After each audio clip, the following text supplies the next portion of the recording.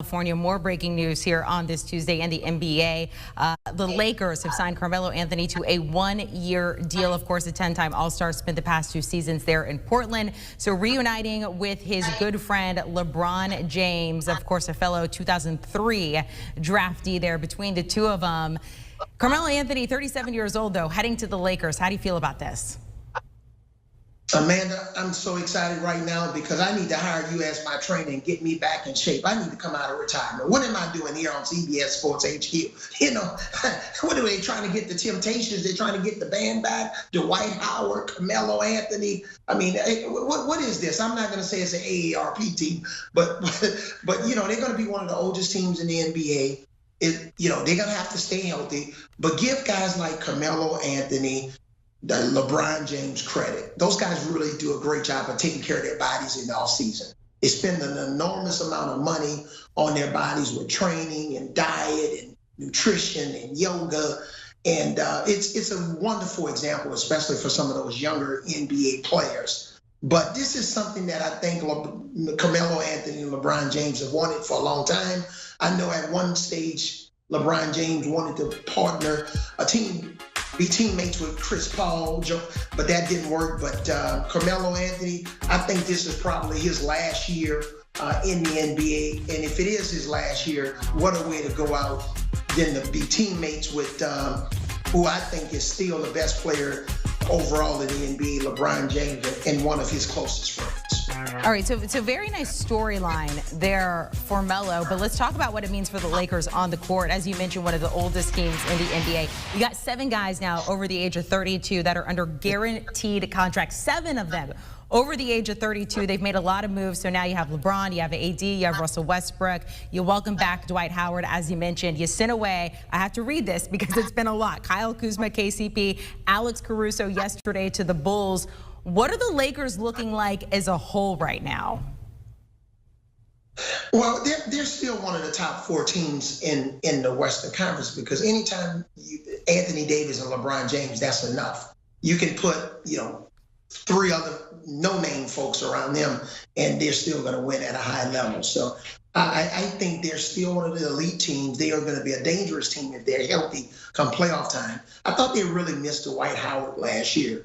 Just with his physicality, playing his role. Now, with JaVale McGee, who he was teammates with when they won a championship, he's not there. So I know they're going to lean on Dwight a lot more, especially to provide that physicality inside. But you're looking at some of the guys that can really put the ball in the basket in different ways. LeBron James, obviously one of the best one-on-one players in the history of the game.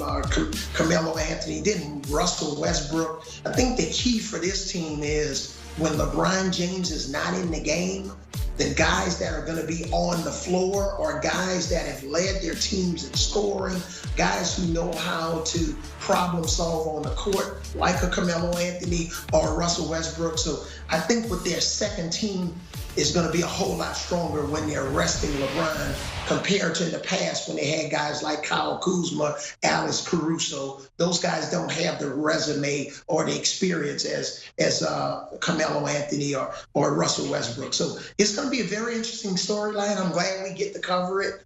I'm excited about even opening night, who the Lakers are going to be playing or Christmas Day. Believe me, book it. The Lakers will be playing on Christmas Day. Avery, I mean, it's great. Like you mentioned, if they're healthy, this is a playoff team. It's a top 4 team there. But we saw what happened when that health deteriorated, especially at the end of the season between AD and LeBron. So you get these other guys, but what is the biggest glaring weakness right now for the Lakers heading into the season? I think actually the biggest glaring weakness is Russell Westbrook's outside shooting. He's going to have to make some shots because we all know he can drive to the basket. He's a freak athlete. His athleticism is off the chart. But Anthony Davis and LeBron James, they're going to get double teamed with Westbrook's man.